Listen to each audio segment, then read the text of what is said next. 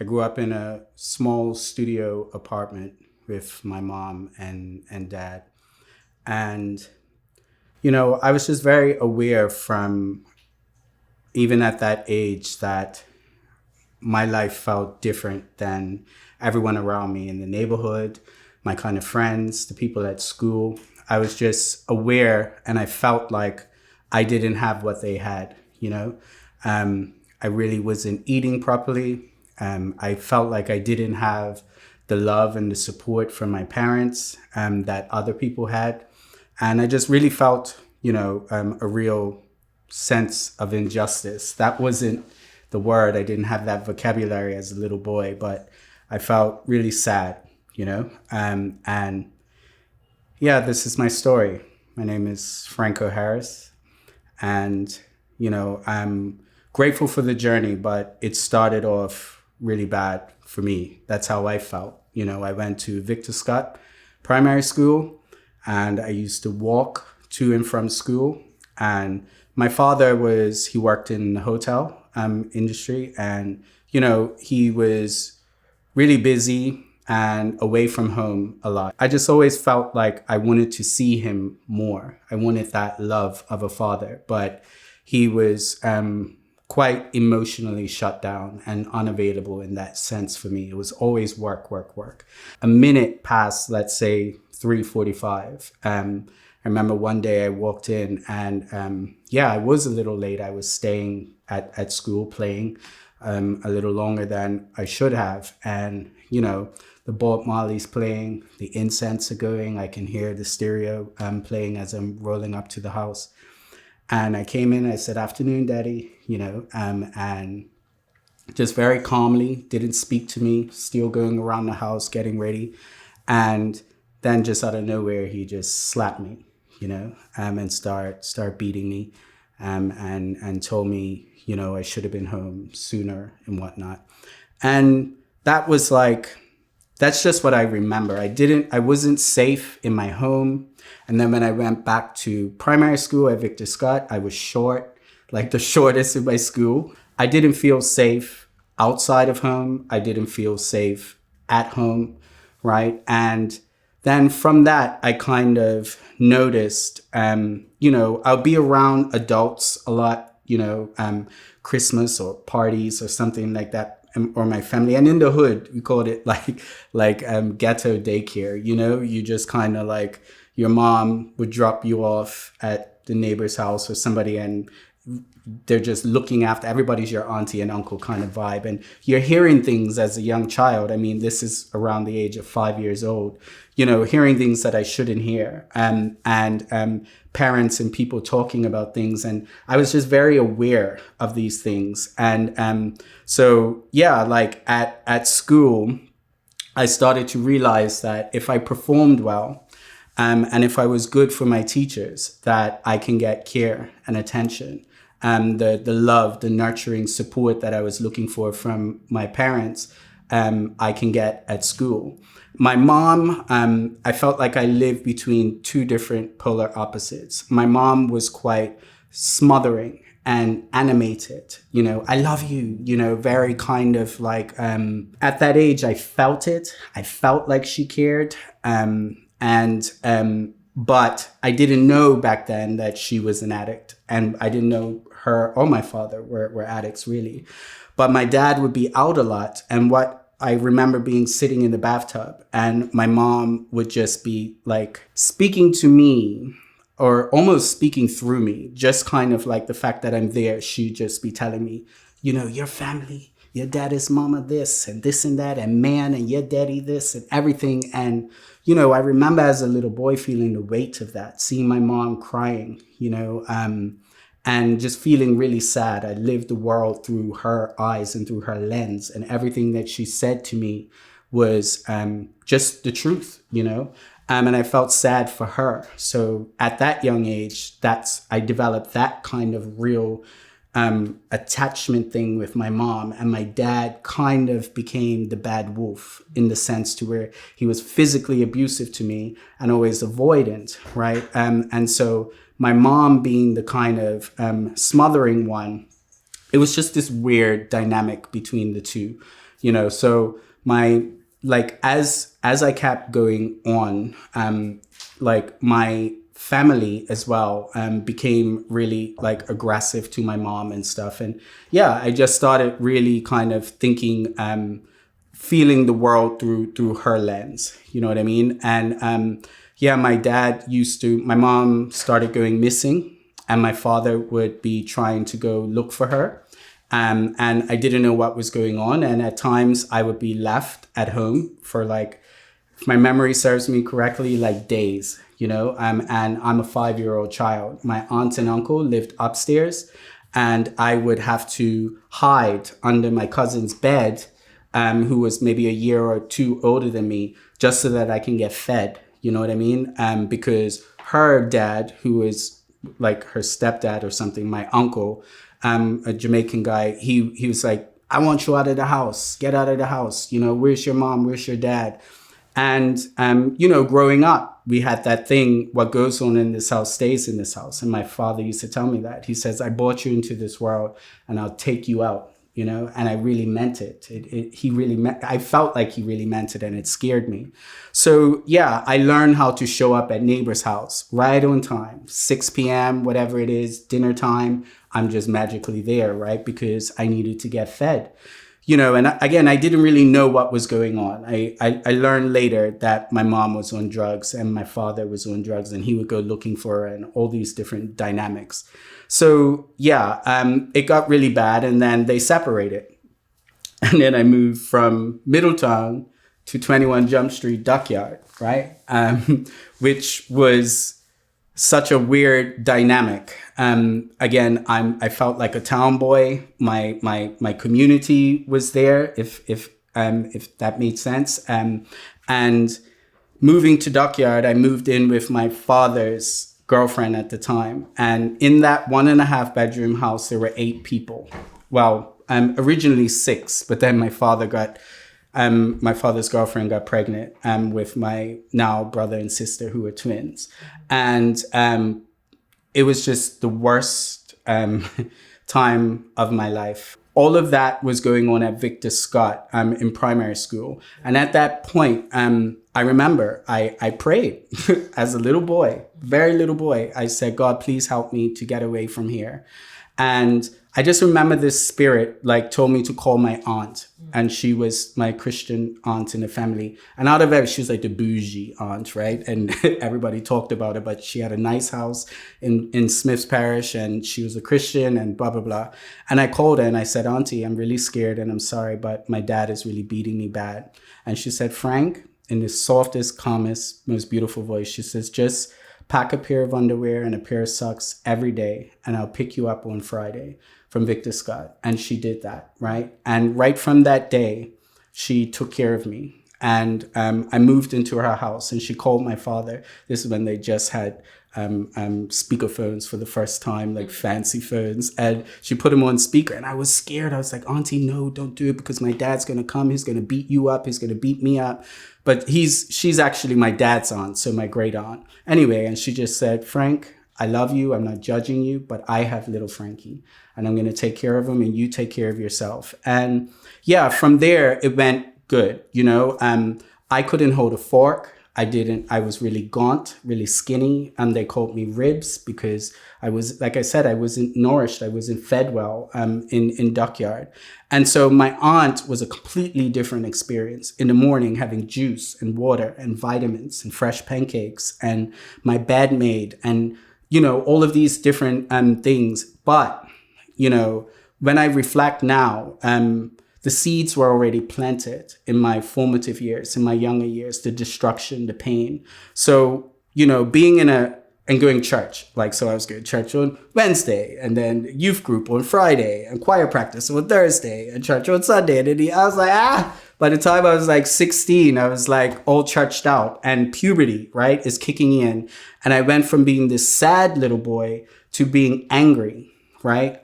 Because alcohol came into the picture. So my father, for those gaps of years, went into rehab, and he came out, and I was like, oh, well, it must be the drugs, so I can go back to live with him, right? And he lived up the curve. And so I was really bad to my aunt and uncle, and acting out in anger. I'm not your son. This is too much church for me, and just really acting out. And I feel really bad and ashamed for that still. But I went to live with my father, and this was in my last year of high school at Berkeley. And like I said earlier, right, I learned to perform well. So I was hiding in plain sight, right, from everyone. So I was president and head boy of this, house captain of this, top of this, everything you can think of, right? So I did that so that people wouldn't know what was going on with me. In fact, I'll go back a little bit. I spoke one time, a guidance counselor in primary school. She noticed something and she said, Francko, if you keep things in, you're like a balloon. I'll never forget it. And you keep blowing into that balloon and one day you're going to pop, so what's going on with you? And I said it. I said, my dad, I'm not being fed properly, such and such. So she done what, I guess you're supposed to do in that scenario, call the parent in, right? And of course, my dad comes in, and when I got home, beat the crap out of me again. So from that point, I learned to never open my mouth, right? And to keep things to myself. So flashback to Berkeley, and I'm Mr. Popular, I'm funny, I'm kind of all these things at school. And I was coming into terms with growing up. People always said that I was a sissy, I was gay, I was this and that. I didn't really know what that even was. From a young age, my family used to kind of, don't you grow up to be a sissy and stop all that and go out there and play with those boys. And I didn't want to do what they were doing. You know what I mean? So by the time Berkeley came, and I'm in Berkeley and coming to terms with my sexuality, right? Just knowing I like girls and guys and anything that showed me love, anybody that showed me any type of affection. But anyway, as a teenager, right? My dad, when I'm living with him now, he's now out of rehab. And I'm partying down Escape nightclub at 16 years old, getting in underage, right? Not knowing that I have a cousin who is also in the gay community, but he was telling my father that I was out clubbing. And so my dad would be like, where you been? What's been going on? And I'm lying, right? And then he beat me again, really bad, and really horrible psychological abuse too. One day, because we were living in a studio apartment up the curve, right? And he just had all my things laid out. I couldn't even walk anywhere when I walked into the flat. Just like a real intrusion of my privacy. In a way, he had one half of the closet, I had the other. And again, that same thing, the same pattern from when I told you earlier when I was a little boy. He was just quiet at first, right? And then out of nowhere, he just kicked me like a football into the closet and took a bout and beat me. And I was screaming to the top of my lungs for somebody to come and help me. I remember getting up and I went into the bathroom and he just went and sat back down in the bed. And again, it's a studio apartment and I was crying.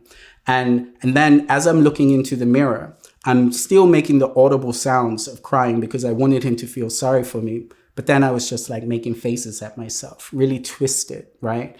And so the next day, it was summertime, I had to put on my winter Berkeley school uniform blazer because I had welts all over my arms and I was badly bruised and whatnot. And so I went to school in my winter uniform and I went to advisory class in the morning. And I was just there talking kind of subdued, and my advisory teacher came over and he put his hand on my shoulder and he said, Francko, why are you in your winter uniform, your winter blazer? You're out of uniform, actually. And it was something about that made me angry because he was gonna punish me in a way. And then I started to just cry. And he pulled me out of the class. And then I just couldn't hold myself together.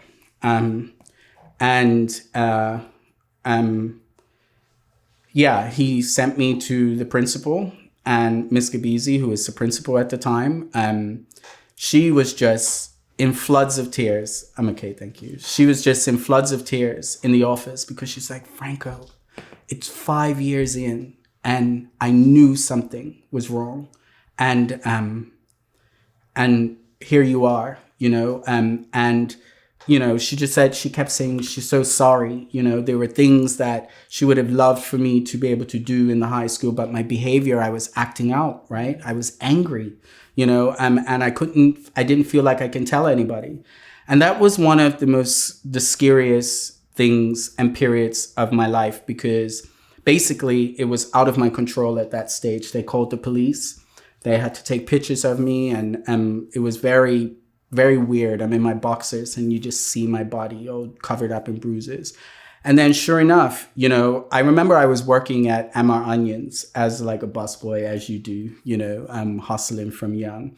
And I got a phone call one night, and it said, "Hey, Francko, you got a call from?" I was like, "Me?" I was like, "Who's calling me?" And just as soon as I picked up the phone, I just heard, "What about your effing mama?" And that, this and that, and, calling her all types of bad names. And that was somebody from my father's side of the family, because now they got wind that I was taking my father to court, when actually it wasn't anymore. It was the police, because I had been badly abused. And yeah, that was hard. Again, a black family in Bermuda, right? And they were defending him. How could you do this? What about your mama? All of this, and I lashed out on the call. And then anyway, skipping ahead, I went to court.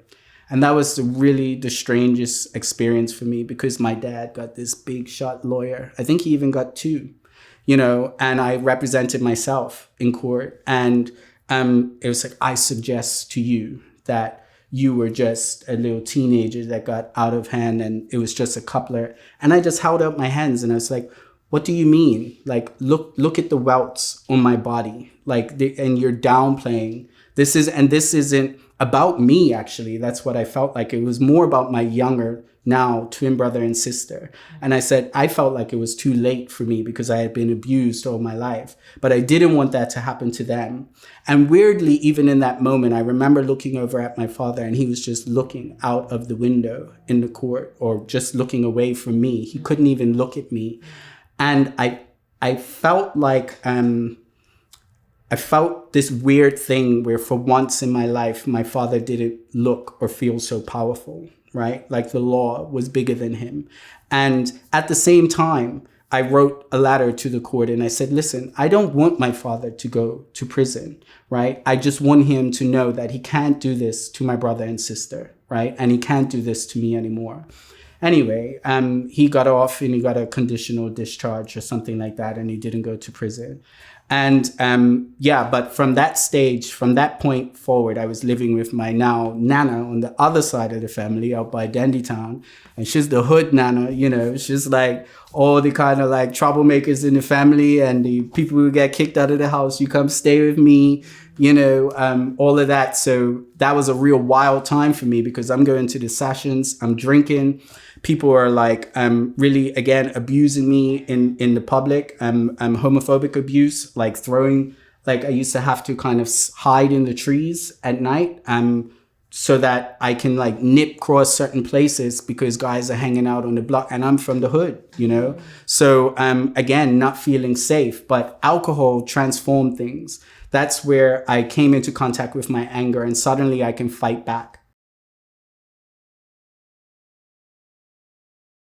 I was there during 9/11, right? And that was, again, one of the darkest periods of my life, and seeing all the dead bodies and being trapped in Manhattan and being homeless at that time. And then weirdly having to call my father for help to get back to Bermuda, right? They put all the payphones for free in Manhattan. And I was like, Dad, I know I haven't spoken to you for a long time, but please bring me home. And he paid for a ticket for me to come home.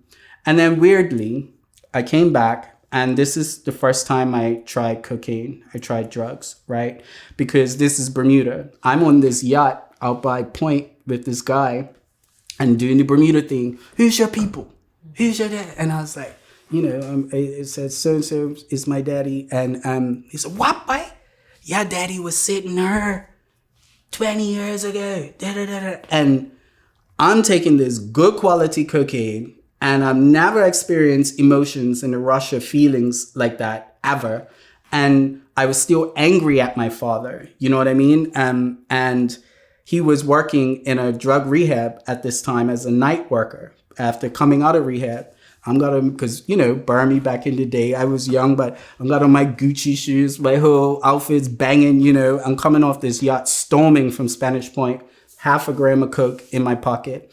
And I walked right up to the rehab at night, banged on the door. And, you know, he came to the door and I said, you don't speak. Like, you know, let me talk and da da da. And again, the drugs, like I've never experienced anything like this, right? And he just sat there across from me, crazy. The guys are downstairs sleeping, who's in this rehab or whatever.